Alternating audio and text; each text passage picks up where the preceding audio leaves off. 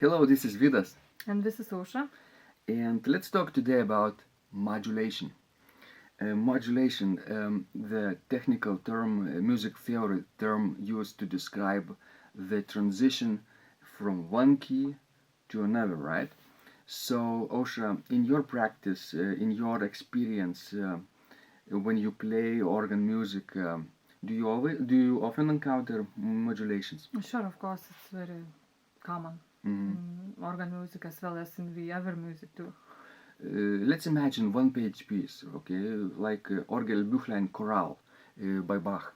And how about if in this page Johann Sebastian Bach didn't write any excursions to new keys?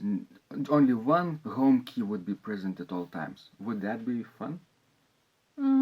Yes, but that would probably be a little bit boring. Boring, right? So, Osha, what does modulation do for the music?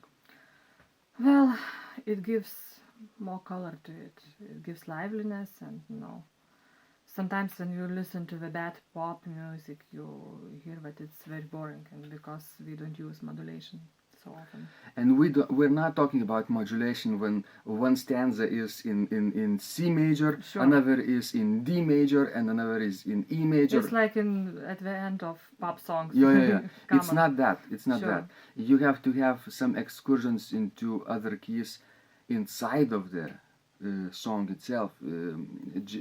Very natural, going from C major to G major, or from C major to A minor, changing even the mode, right? Yes, and maybe we should to talk what the modulation is in general, what the components of the modulation is. Yes, there are how many? Four, right? Components. Yes, if it's like basic modulation, it should have like 4 components, Mhm. because at the beginning you must show the home key, then you must have a chord which fits to both keys, to old key and to a new key. Then you have modulating chord, and then you have cadence in a new key. Right. So these four keys, these four elements, right? Introduction of the old key, then the common chord for the both keys, Sure. and then the modulating chord, which is usually, I don't know, dissonant. It must be, yes, Mhm. it should be dissonant with chord.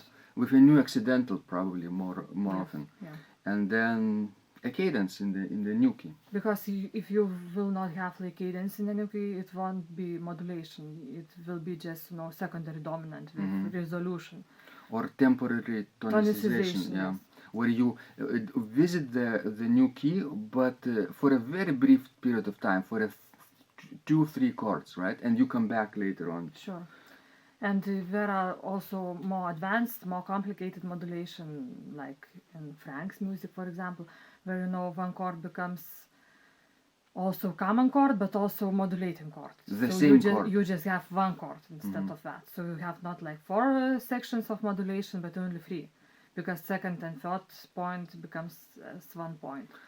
And this kind of modulation, it's called enharmonic, right? Sure. Modulation, enharmonic modulation, gives you the freedom to go from one key into a completely different key, completely unrelated key, Yes, like C distant key, major yes. and let's see, B major, right? Which is 5 sharps apart, right?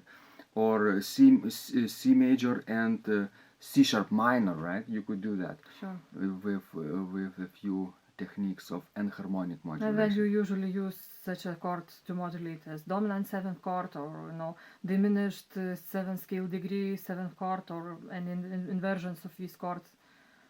So, Osha, is it helpful to look at real musical examples that people play and try to discover modulations? Sure, I think it's important and it's helpful.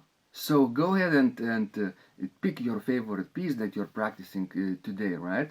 And take one page, just one page, and see if you can find any modulations in that. Sure. And have fun. And we'll see you again next time. Bye-bye.